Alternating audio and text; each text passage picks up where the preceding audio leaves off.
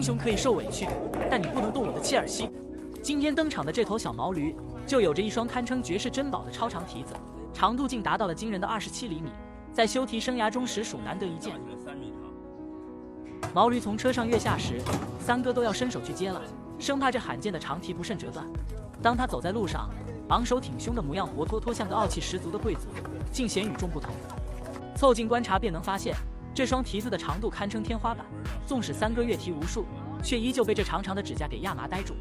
师傅用工具仔细测量，单只蹄子的长度稳稳卡在27厘米。不少网友都好奇，这样的超长蹄甲应该可以申请吉尼斯世界纪录了吧？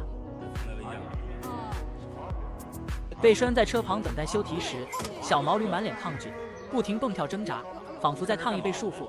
一心想炫耀自己的宝贝蹄甲，还暗自嘀咕旁人是不是觊觎他的独特蹄子。最近剪辑任务多，感觉电脑越来越卡顿，幸好表弟推荐，试试抖音钱包里的放心键。打开抖音，点击我的钱包放心键，点击查看额度，跟着要求申请，最高能有30万额度应急，还有不定时的免息活动、返现活动，等工资奖金到账还上就行。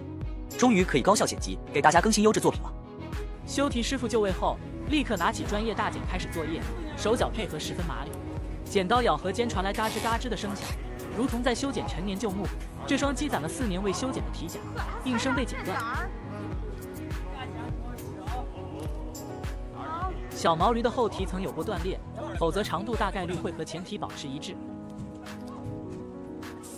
修剪完另一只前蹄后，小毛驴瞬间卸下重担，失去了超长蹄甲的束缚，小毛驴瞬间活力爆棚，迫不及待地撒欢蹦跳，轻快地跳上车子，动作轻盈了不止1倍。最后称一下重量，剪下的2只前蹄总重超过10斤。试想每天双脚负重10斤，一旦卸下重担，自然会觉得身轻如燕，又是治愈小毛驴的一天，完美。